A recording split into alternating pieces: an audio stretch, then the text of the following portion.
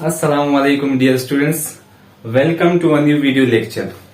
So ladies and gentlemen, आज का जो हमारा टॉपिक है वो है फीवर, यानी कॉमन वर्ड में हम बुखार भी कह सकते हैं।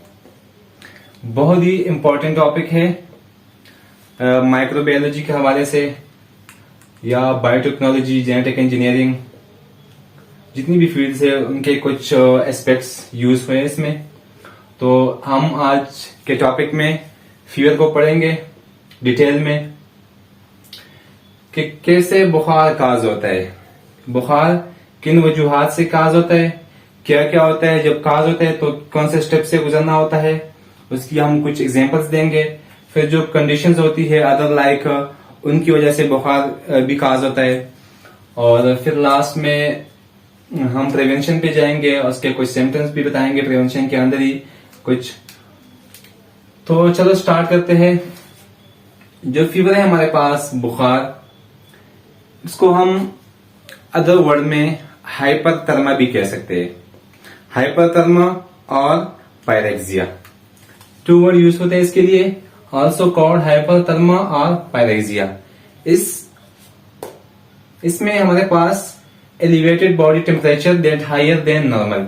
एलिवेशन मतलब जो हमारी बॉडी का जो टेम्परेचर है उसके अंदर एलिवेशन आ जाती है, मीन उतार चढ़ाव, टेम्परेचर हाई होना फिर वापस गिर जाना।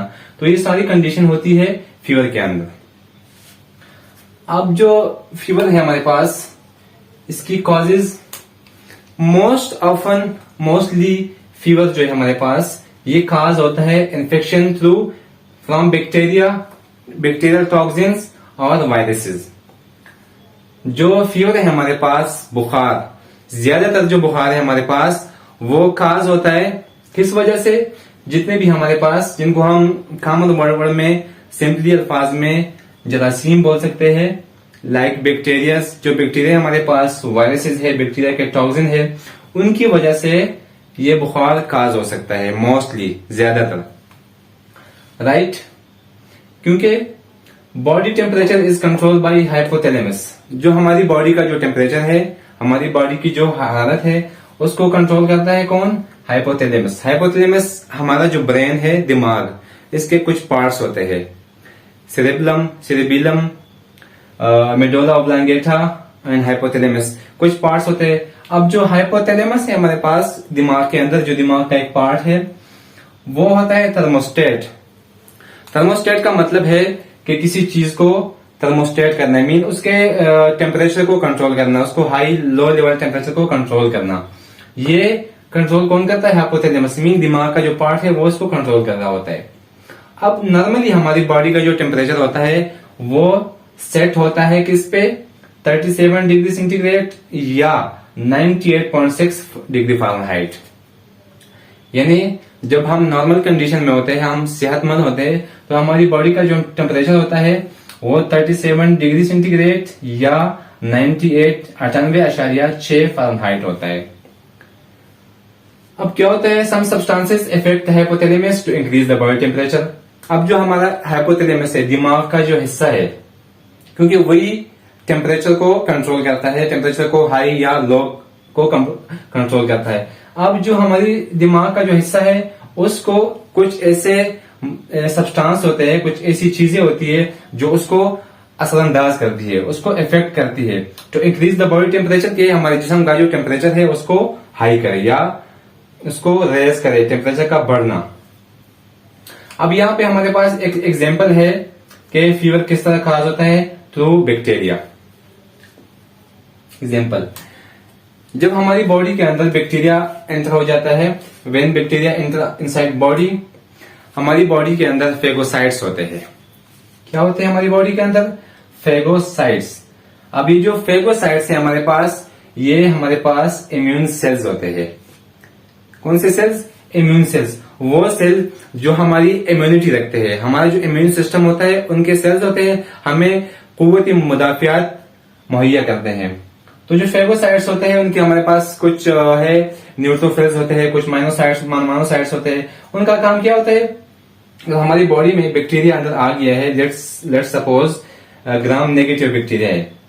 अब ये बैक्टीरिया हमारी बॉडी के अंदर आ गया है, ये फेगोसाइट जो है ना, ये उन माइक्रोब्स को इंजेस्ट करता है। इसका काम क्या है? इंजेस्ट करना। इंजेस्ट का मतलब हम कॉमन लैंग्वेज में कह सकते हैं किसी चीज को निगलना, किसी चीज को निगलना। तो ये क्या करता है? उनको निगल लेता है बैक्टीरिया को। अब जो बैक्टीरिया का सेल वॉल है उसमें क्या होता है? Lipopolysaccharide, LPS, lipopolysaccharide wall of bacteria. अब ये जो बैक्टीरिया का हमारे पास लिपोपोलीसेकेराइड वॉल है, वहां से क्या होती है? Release endotoxin. क्या होती है? यहां से एंडोटॉक्सिन रिलीज होती है। मीन बैक्टीरिया का कोई टॉक्सिक मटेरियल है हमारे पास, एंडोटॉक्सिन, वो रिलीज होता है। जब ये रिलीज होता है उसकी वजह से फेगोसाइट जो है हमारे पास, जो फेगोसाइट है जिसने बैक्टीरिया को निगला था अपने अंदर, फिर बैक्टीरिया जो है उसने अपने अंदर से, अपनी वॉल से क्या रिलीज किया? एंडोटॉक्सिन। अब ये जो फेगोसाइट्स है वो क्या रिलीज करते हैं नेक्स्ट प्रोसेस में? इंटरल्यूकिन 1 क्या रिलीज करते हैं? इंटरल्यूकिन 1 रिलीज करते हैं। अब ये जो इंटरल्यूकिन 1 है ये क्या होता है?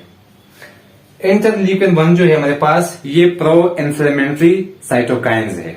क्या है ये हमारे पास? प्रो इन्फ्लेमेटरी साइटोकाइन्स है। अब ये जो साइटोकाइन्स है हमारे पास, वो स्मॉल प्रोटीन्स होते हैं। काम उनका क्या होता है कि जो हमारे बॉडी के अंदर इम्यून सेल्स होते हैं, उनकी जो ग्रोथ होती है उनको कंट्रोल करना, इम्यून सेल्स की ग्रोथ को कंट्रोल करना। और जो अदर फंक्शन है साइटोकाइन्स का जो इंटरल्यूकिन के साथ कनेक्टेड है, वो ये है कि हमारी बॉडी में जो इम्यून सिस्टम है, इम्यून सिस्टम को सिग्नल प्रोवाइड करना। और या जो हमारी बॉडी का जो थर्मोस्टेट सेटअप होता है, हाइपोथैलेमस, उनको सिग्नल प्रोवाइड करना, और जाके मतलब जहां पे कोई इन्फेक्शन हो और अपना जॉब वहां अपना काम करे। तो इंटरल्यूकिन 1 क्या करता है? फिर प्रोवाइड, जैसे मैंने आपको बताया था, सिग्नल। ये एक सिग्नल प्रोवाइड करता है किसको? हाइपोथैलेमस को। वही हमारे ब्रेन को, पार्ट को क्या करता है? एक सिग्नल प्रोवाइड करता है, जिसकी वजह से टू रिलीज के क्या रिलीज करे? प्रोस्टाग्लैंडिन्स। अब क्या होता है? जैसे ही इंटरल्यूकिन 1 सिग्नल प्रोवाइड करता है हाइपोथैलेमस को, तो हाइपोथैलेमस क्या करता है? प्रोस्टाग्लैंडिन्स को रिलीज करता है। राइट? अब जो प्रोस्टाग्लैंडिन्स है, इनका काम क्या है और ये क्या चीज है? प्रोस्टाग्लैंडिन्स जो है ये हमारे पास ग्रुप ऑफ लिपिड्स है हमारे, ये on the site of infection, जहां पे हमारे पास इन्फेक्शन हुआ है, मीन अगर बैक्टीरिया किसी जगह पे घुस गया, वहां पे इन्फेक्शन काज कर रहा है, तो ये इन्फेक्शन साइट है। तो ये उसी इन्फेक्शन साइट पे क्या होता है? रिलीज होता है। और काम क्या है? डीलिंग इन्फेक्शन, जो इन्फेक्शन हमारे पास हुआ है उसको डील करता है। लाइक हमारे पास किसी जगह पे इन्फ्लेमेशन हुई है, या टेम्परेचर राइज हुआ है, या किसी जगह पे ब्लड क्लॉट बना हुआ है, तो सारी चीजों को क्या करता है? ये डील करता है प्रोस्टाग्लैंडिन्स।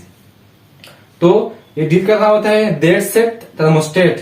तो उस वजह से, क्योंकि ये सब चीजों को मतलब डील कर रहा होता है, टेम्परेचर को हाई करना, लो करना, सब चीजों को, तो उसकी वजह से क्या होता है? That set thermostat to prostaglandins की वजह से थर्मोस्टेट क्या करता है? हमारी बॉडी के टेम्परेचर को रेज करता है, higher the temperature thereby causing fever, जिसकी वजह से जैसे ही हमारी बॉडी का टेम्परेचर हाई होता है तो हमें क्या हो जाता है? हमें फीवर हो जाता है, जिसकी वजह से हमें फीवर हो जाती है।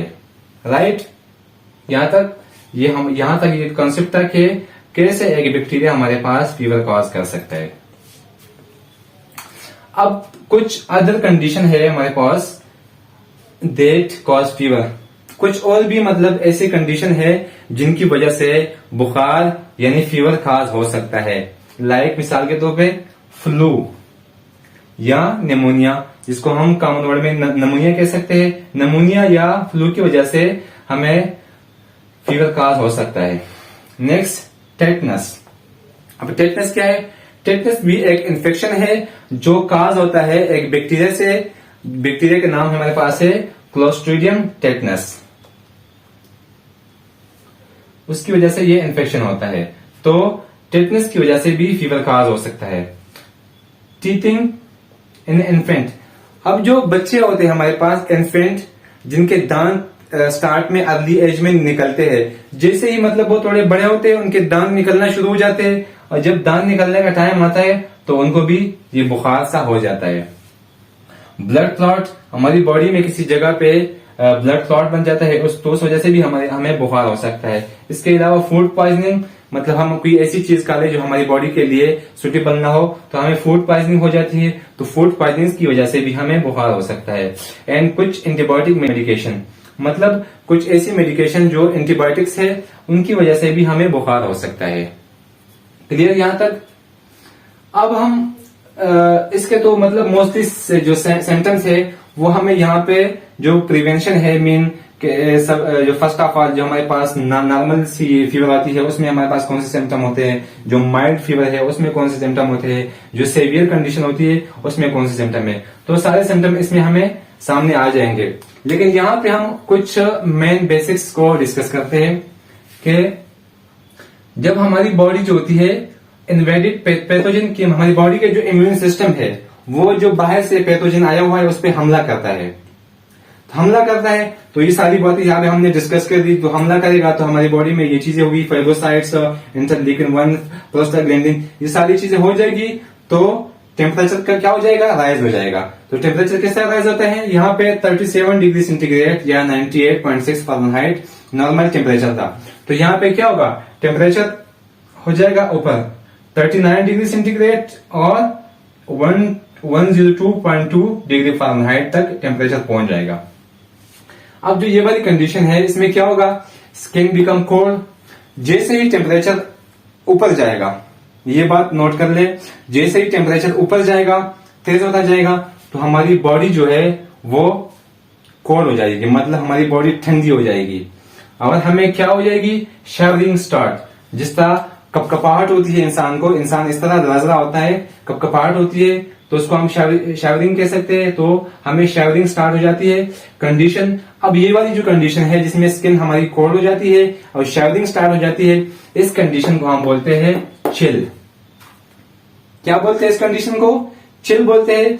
अब जैसे ही हमें चिल स्टार्ट होना शुरू हुई तो इसका मतलब है, यहां से आप नोट कर ले कि आपकी बॉडी का टेम्परेचर क्या हो रहा है, ऊपर जा रहा है, आपकी बॉडी का टेम्परेचर ऊपर बढ़ रहा है, शो टेम्परेचर राइजिंग। जैसे ही हमें चिल कंडीशन आती है, कोल्ड, शैवरिंग स्टार्ट, तो हमें पता होना चाहिए कि हमारी बॉडी का टेम्परेचर ऊपर बढ़ रहा है। तो क्या होता है यहाँ पे, व्हेन इन्फेक्शन सबसाइड्स, जब इन्फेक्शन खत्म हो जाता है, मीन हमारी बॉडी की इम्यून सिस्टम उसको खत्म कर लेती है, the temperature reached at 37 degree centigrade, खत्म हो जाता है, the temperature reset at 37 degree centigrade, तो हमारी बॉडी का जो थर्मोस्टेट है वो हमारी बॉडी का जो टेम्परेचर है उसको फिर 37 डिग्री पे सेट कर देता है। अब क्या होता है, हीट लॉसिंग, हीट क्या होगा, हीट लॉस होगा हमारी बॉडी से। जैसे हमारी बॉडी से हीट लॉस होगा तो उसका असर क्या होगा, उसका असर हमारे ब्लड पे होगा, जो हमारे ब्लड के वेसल्स है वो डायलेट होना शुरू हो जाएंगे, वो खुल जाएंगे। और क्या होगा, स्वेटिंग स्टार्ट, और हमें पसीना स्टार्ट हो जाएगा, मीन हमारी बॉडी से पसीना निकलना शुरू हो जाएगा। और क्या होगा, स्किन बिकम वार्म, और हमारी जो स्किन है ये क्या हो जाएगी, गर्म हो जाएगी। ऊपर वाली कंडीशन में चिल था, अब ये वाली जो कंडीशन है कि ब्लड वेसल डायलेट हो रहे हैं, पसीना स्टार्ट हो गया, स्किन हमारी गर्म हो गई, इस कंडीशन को बोलते हैं क्राइसिस। अब इस कंडीशन को क्राइसिस बोलते हैं, तो ये कंडीशन इंडिकेट करता है, हमें बता रहे हैं कि आपकी बॉडी का जो टेम्परेचर है वो नीचे जा रहा है। चिल में क्या होता है, chill indicate that our body temperature is rising and crisis indicate that our body temperature is falling. वैसे नॉर्मली या मोस्टली जो फीवर है, बुखार जो कह सकते हैं, ये हमारे लिए फायदेमंद भी है, क्योंकि फीवर डिफेंस अगेंस्ट पैथोजन, क्योंकि फीवर मतलब जो कंडीशन हमने यहाँ पे डिस्कस कर ली, क्योंकि फीवर तभी काज होता है क्योंकि हमारी बॉडी के जो फेगोसाइट्स है, हमारे बॉडी के जो इम्यून सेल्स है, वो पैथोजेंस के अगेंस्ट हमें डिफेंस कर रहे हैं, डिफेंस दे रहे हैं, तभी हमारे पास फीवर काज होती है। और इसका क्या फायदा है फीवर का, हाई टेम्परेचर, जब हमारी बॉडी का टेम्परेचर हाई होगा, मीन फीवर होगी, तो ये इंटेंसिफाई करता है, वो ये रेज करता है, या मतलब उसको रास्ता प्रोवाइड करता है, या उसको एक एनवायरमेंट प्रोवाइड करता है, किस चीज को, इंटरफेरेंस को। अब इंटरफेरेंस क्या है, इंटरफेरेंस हमारे पास प्रोटीन्स है that stop growth of micro organism. ये क्या करता है, जो हमारे पास माइक्रो ऑर्गेनिज्म है, जो पैथोजेंस है, जो डिजीज करते हैं, कॉज कर सकते हैं, उनको उनकी जो ग्रोथ है उनको स्टॉप कर देते हैं। कौन? इंटरफेरॉन्स। अब हमारे पास कुछ प्रिवेंशन है यहाँ पे, उनको हम डिस्कस करते हैं। जो प्रिवेंशन है वो डिपेंड करते हैं सेवेरिटी ऑफ फीवर। मतलब इसका ये है कि जो हमारा फीवर है, जो बुखार है, वो किस कंडीशन है। आया बुखार बहुत ज्यादा है, बुखार दरमियाने दर्जे का है, या बुखार बहुत ही हद से ज्यादा है। तो ये हमारी जो प्रिवेंशन है कि हम किस तरह ख्याल करेंगे कि क्या कंडीशन है और हमें क्या करना चाहिए, तो उसको हम देखेंगे। जो फर्स्ट कंडीशन है, तो यहाँ पे थोड़ा सा बुखार होता है, mean low fever, medical treatment, no medical treatment, मतलब इसमें कोई मेडिकल खास ट्रीटमेंट की जरूरत नहीं है हमारे पास। Just drink more fluid and bed rest. क्या करना चाहिए? क्योंकि हमारी बॉडी से डिहाइड्रेशन होती है, हमारी बॉडी को मोर लिक्विड चाहिए, तो हमें क्या है, हमें प्लेंटी ऑफ लिक्विड पीनी चाहिए। मेन हम जितना ज्यादा पानी पिए तो ये हमारे लिए अच्छा होगा। एंड बेड रेस्ट, और हम क्या करें, रेस्ट करें। ये हमारे लिए नॉर्मल फीवर में यही प्रिवेंशन है। अब जो सेकंड नंबर पे है माइल्ड फीवर, जिसको हम दरमियाने दर्जे का बुखार कह सकते हैं। उसमें क्या होता है, उसमें डिस्कम्फर्ट, मतलब बंदा डिस्कम्फर्ट फील करता है, इंसान को थोड़ी सी थकावट सी फील होती है, और फिर हेडेक, मतलब सर में उसका काफी दर्द होता है, एक्सेट्रा। तो जब ये वाली कंडीशन होती है तो ये भी कोई इतनी खास नहीं है। इसमें क्या करना चाहिए, इसमें रेगुलर बात, मतलब बंदा नहाए या कोई ठंडी चीज अपने ऊपर रखे, उससे भी बंदा सेट हो जाता है। एंड मेडिसिन, और जो कुछ मेडिसिन है हमारे पास, लाइक पैरास्टामोल, बिरुफिन, जो भी है, मतलब इसके लिए यूज होती है फीवर के लिए, नॉर्मल फीवर के लिए, वो हमें यूज करनी चाहिए, तो हमारी कंडीशन बेहतर हो जाएगी। इसके बाद सेवियर कंडीशन है। सेवियर कंडीशन मीन के अब जो फीवर है वो बहुत ही ज्यादा, काफी हद तक बढ़ चुका है। तो टेम्परेचर अबाव 102, जब टेम्परेचर 102 मीन 102 डिग्री सेंटीग्रेड से अबाव हो जाएगा तो उसको हम हाई फीवर कह सकते हैं। या मोर देन 3 डेज, या जो फीवर हमें काज हुआ है वो 3 दिन तक बुखार हमें है, वो बुखार हमारा अभी ठीक हुआ नहीं है, तो जब 3 दिन से ज्यादा हो जाएगा तो इट मीन के कंडीशन काफी बिगड़ गई है। और इसमें सिम्टम क्या होते हैं, पुअर आई कांटेक्ट, क्योंकि हमारी बॉडी के जो आई कांटेक्ट है वो क्या हो जाएंगे, पूरे, मतलब हम किसी के सामने जाएंगे तो हमारी जो आंखें हैं ये मुरझाई भी नजर आएंगी, तो सामने पता चलता है कि इस बंदे को कुछ मसला है। कंफ्यूजन होगी, मतलब बंदा हर टाइम कंफ्यूज कंडीशन में होगा। चेस्ट पेन, उसके चेस्ट में काफी पेन होगा, ये एक सिम्टम है। वॉमिटिंग, मतलब उसको परसिस्टेंट वॉमिटिंग होगी, मतलब उसको पे दर पे उसको वॉमिटिंग आएगी, मतलब उसको खे आएगी, उल्टियां होगी। देन अब क्या करना चाहिए, जब ऐसी कंडीशन हो तो हमें चाहिए कि हम डॉक्टर से रुजू करें, हम अपने डॉक्टर को विजिट करें और अपने लिए एक सही इलाज करवाए जब ये वाली कंडीशन होगी। ये था हमारे पास फीवर कि कैसे बुखार काज होता है, कौन सी अदर कंडीशंस है, बुखार होता क्या है, हमारी बॉडी का टेम्परेचर क्या होता है नॉर्मल थर्मोस्टेट का, और कौन से 2 कंडीशन है जिसमें टेम्परेचर राइज होता है, फॉल होता है, और फिर हमारे पास कुछ प्रिवेंशन है जिनको हमने स्टडी किया। होपफुली आज का लेक्चर आपको समझ आ गया होगा। तो that's all about today lecture. तब तक के लिए आपसे इजाजत चाहते हैं। अल्लाह हाफिज।